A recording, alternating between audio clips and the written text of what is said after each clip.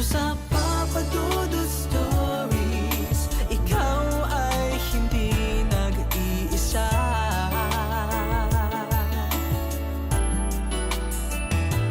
Dito sa Papa Dudut Stories, may nagmamahal sa'yo.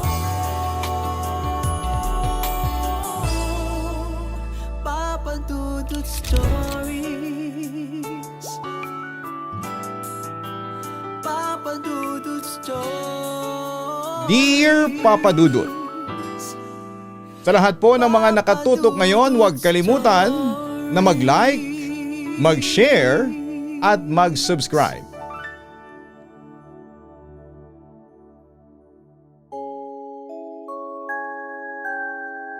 Hello, tawagin niyo na lamang po ako sa pangalang Vanessa.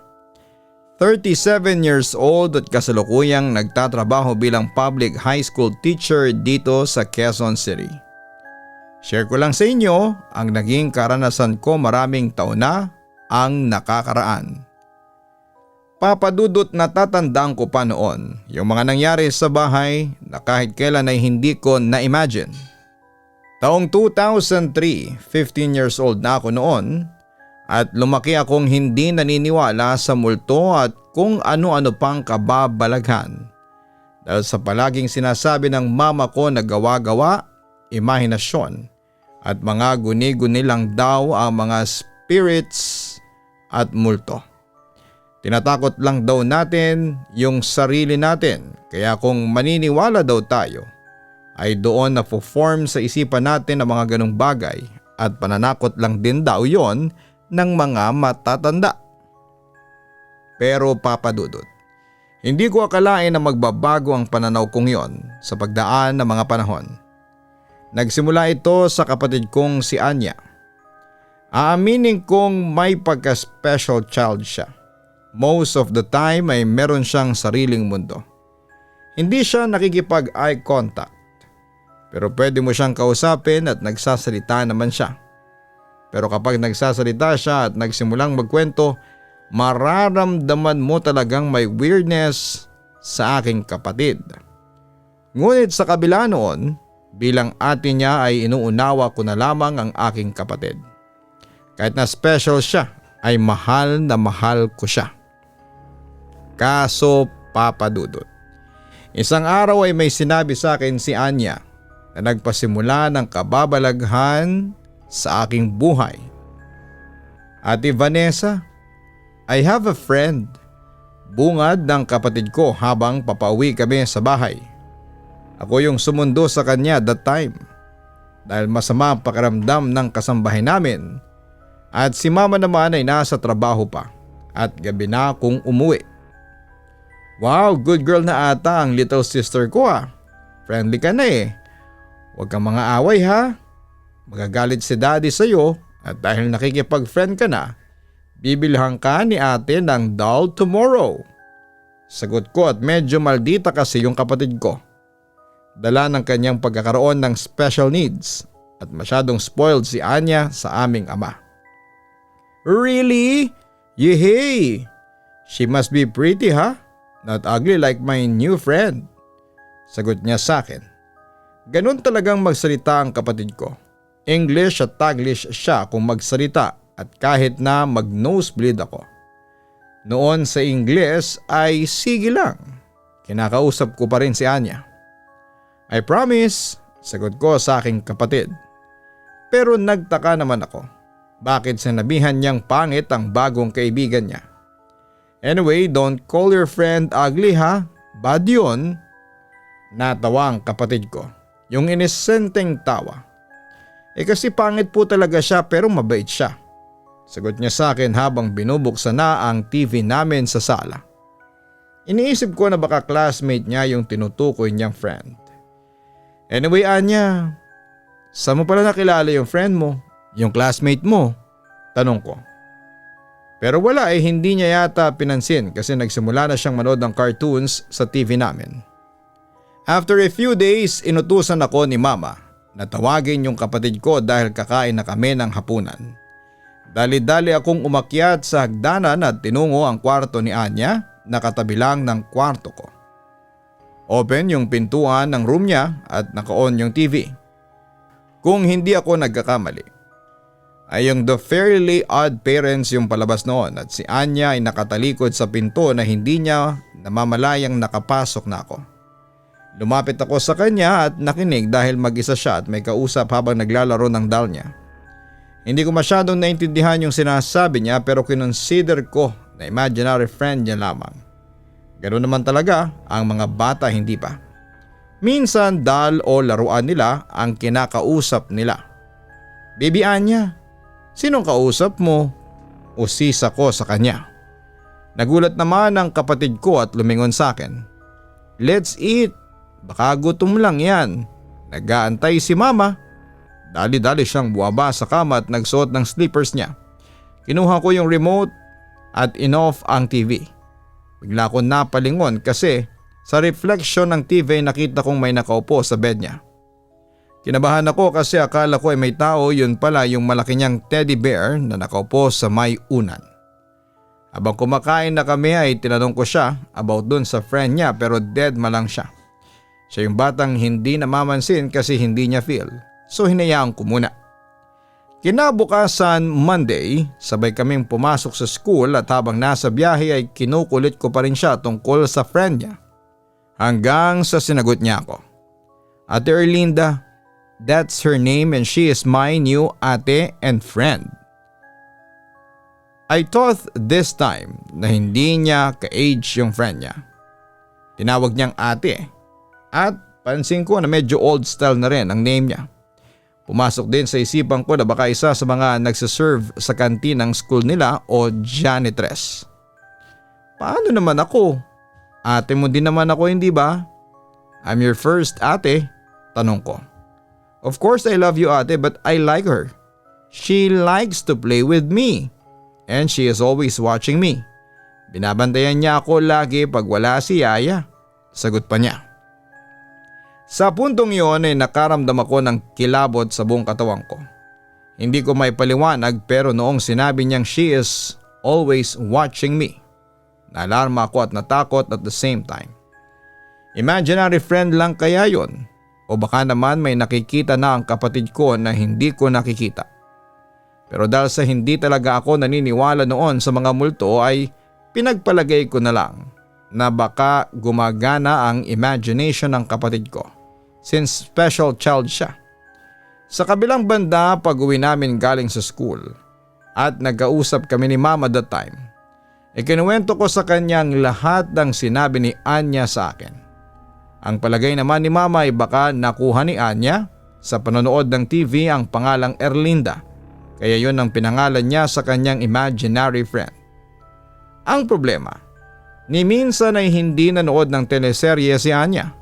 Puro cartoons sa Nickelodeon at Cartoon Network ang pinapanood noon. Kinagabihan nasa sala ako kasama si Anya.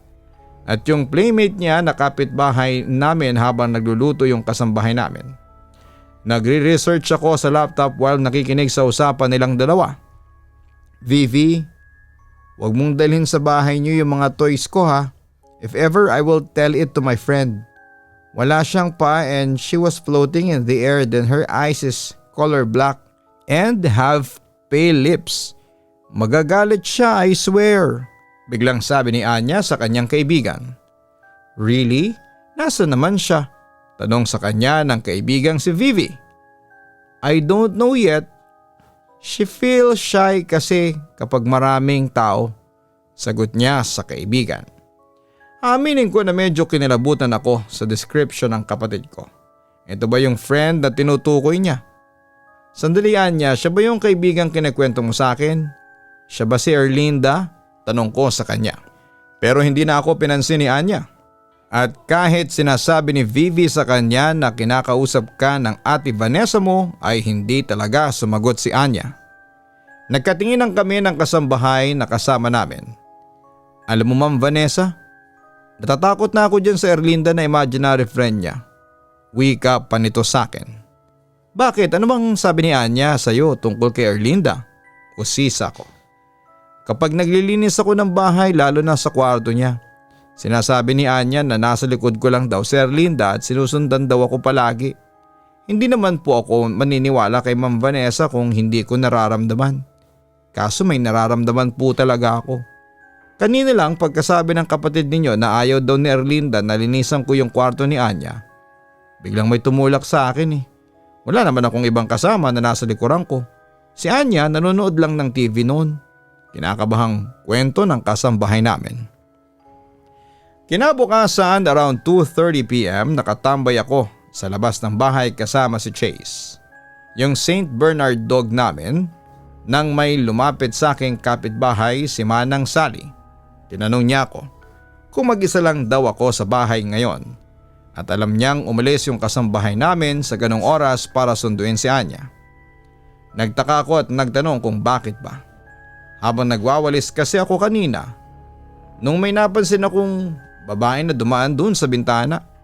Tinuro niya yung bintana sa room ni Anya. Hindi kita tinatakot ha, pero hindi talaga ako sure. Minsan may mga nakikita lang talaga ako na mga imahe at kung ano-ano. Sabi pa niya na nahalata niya sa itsura ko ang pagkatakot. Kinahapunan, pag-uwi ni Anya ay nagsimula ng maglaba ang aming kasambahay. Nilapitan ko naman siya at tinanong kung may napapansin pa ba siyang iba sa mga kinikilos ni Anya lately.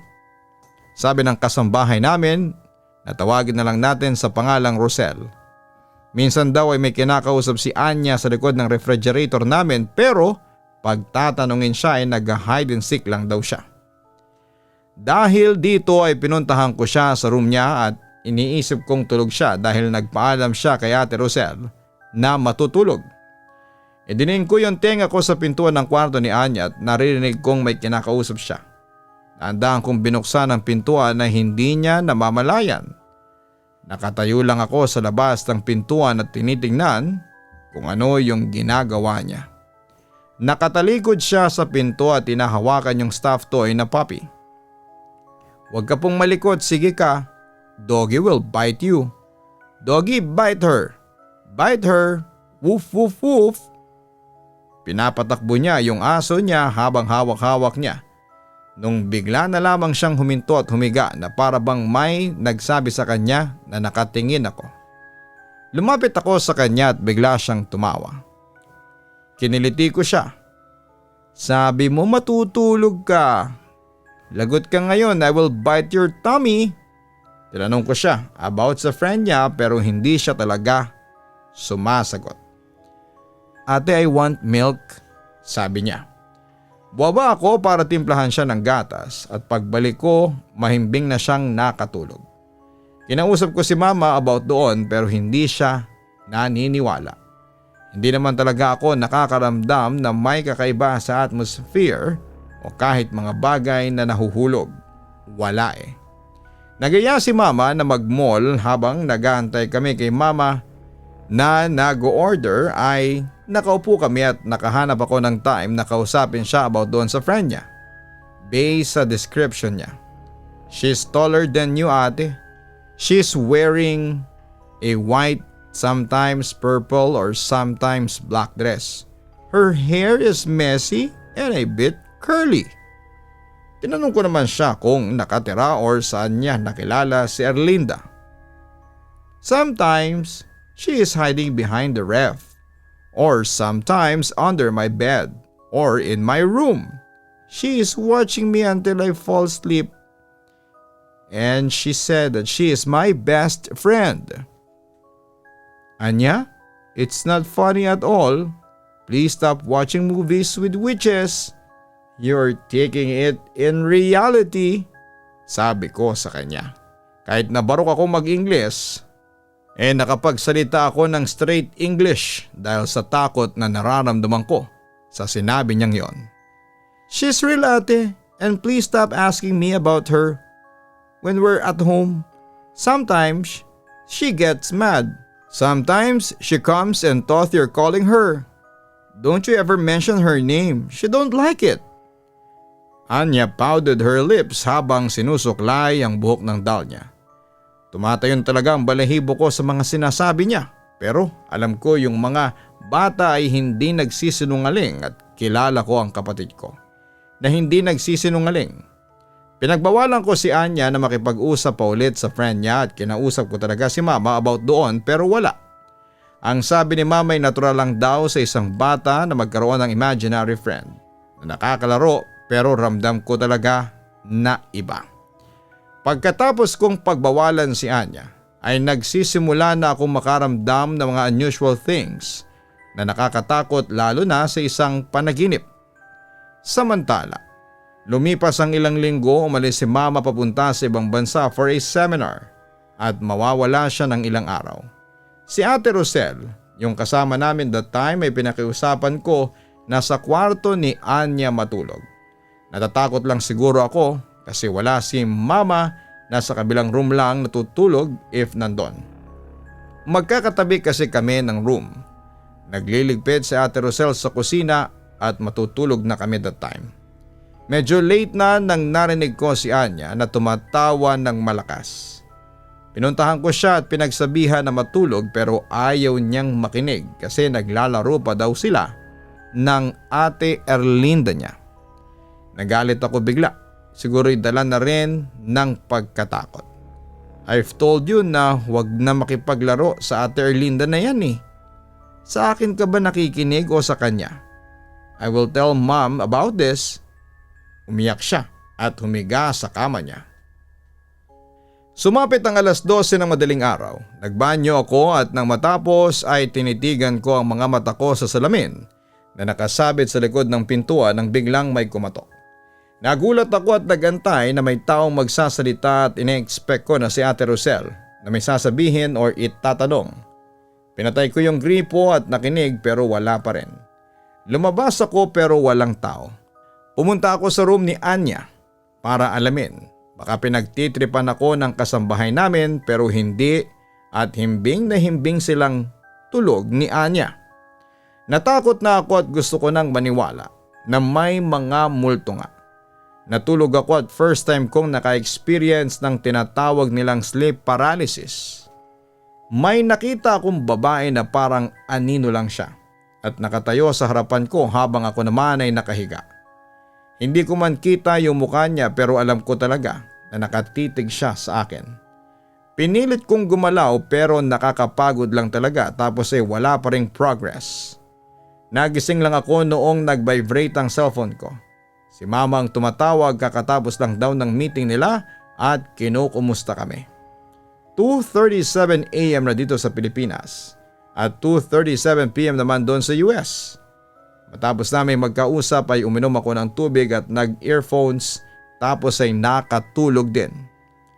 Kinabukasan Sabado at nagsiselfie ako dahil boring ang hapong yon. Malapit nang gumabi. Nang na-review ko yung mga pictures na kinuha while nakadapa ako sa kama at nagsiselfie. Nung may nakita kong napasama na image ng magkapares na paa na nakapatong sa paanan ko din. Parang nakahiga siya sa sahig at pinatong yung pares ng paa niya sa mga unan kung saan nakasandal din yung mga paa ko. Tinitigan ko yung bed ko at dali-daling binura yung picture matapos kong i-zoom. Tumawag ako kay mama at nagpaalam na matutulog sa bahay ng classmate ko dahil may group project na gagawin. Pero yung totoo ay hindi ko na kaya na mangyari ulit yung nangyari kagabi at baka mas maging worse pa. Hindi ko sinabi sa kanya yung about sa pictures dahil alam kong hindi din siya maniniwala at baka raw matakot si Anya sa mga ganong bagay. Hanggang sa umuwi na si mama at magkasama sila ni daddy nang bumisita kami sa cemetery para magdala ng flowers sa kapatid ni papa na matagal nang namatay. Death anniversary niya so dumalaw kami. While on the way, kinausap ako ni Anya. Ate, I've been here before. Nagtaka ako at tinanong sina mama at daddy kung nakapunta na dito si Anya kasi first time kong pumunta sa ganitong cemetery. Medyo malayo kasi sa place namin. Hindi pa raw nakakapuntang cemetery si Anya. Yeah! Papunta tayo sa bahay ng friend ko, sabi pa ni Anya sa akin. Hindi nakikinig ang parents namin kasi busy sila na nag-uusap. Ini-ignore ko lang si Anya at ang mga sinasabi niya tapos ay tinawag ko siyang weirdo.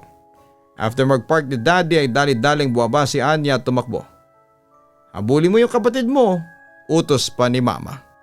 Tumakbo ako para habulin ang kapatid kong si Anya at naabutan ko siya sa harapan ng isang nicho. Tinuro niya at binasa ko yung name, Erlinda Magpayo. Born September 4, 1967, April 16, 1988. Kinilabutan ako noon kasi April 16, 1988 ang birthday ko.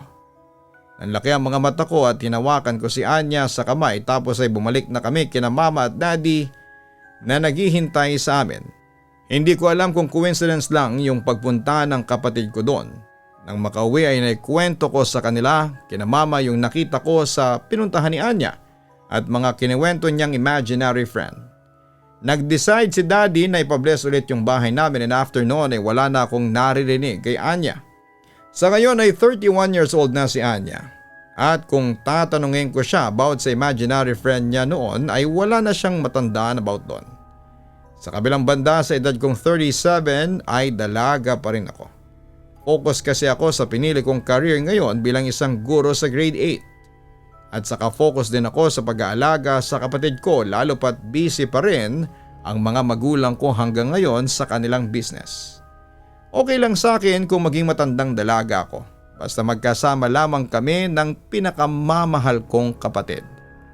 Papa Dudut, ito lamang ang maishishare ko sa inyong programa. Sana po'y mapili nyo itong itampok sa Papa Dudut Stories. Maraming salamat at magandang gabi po sa inyong lahat. Magandang araw kung anumang oras kayo nakikinig.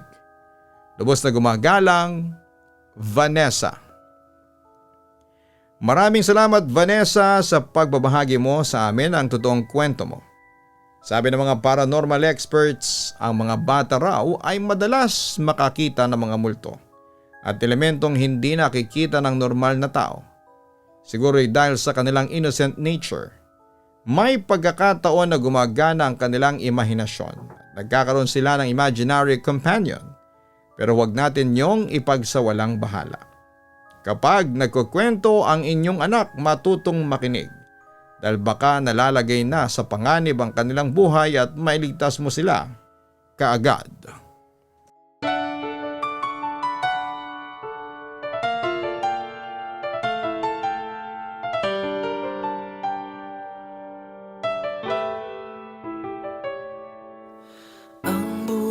Ay mahiwaga, laging may lungkot at saya. Sa Papa Dudut Stories, laging may karamay ka.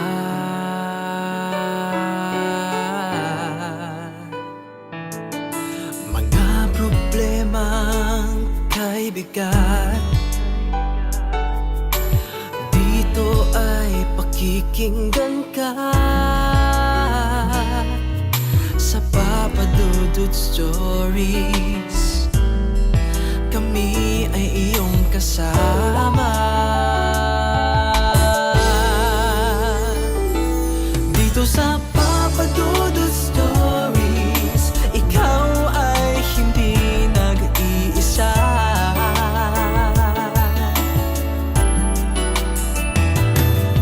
Sa Papa Dudut Stories, may nagmamahal sa'yo. Papa Dudut Stories, Papa Dudut Stories,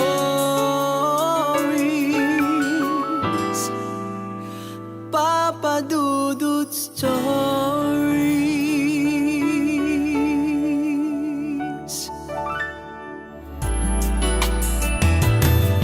Sa Papa Dudut Stories, may nagmamahal sa'yo. Papa Dudut Stories, Papa Dudut Stories. Hello mga ka-online, si Papa Dudut po ito. Nag-enjoy ka ba sa ating kwento ngayong araw? Huwag kalimutan na i-share, mag-like at mag-subscribe. Maraming salamat po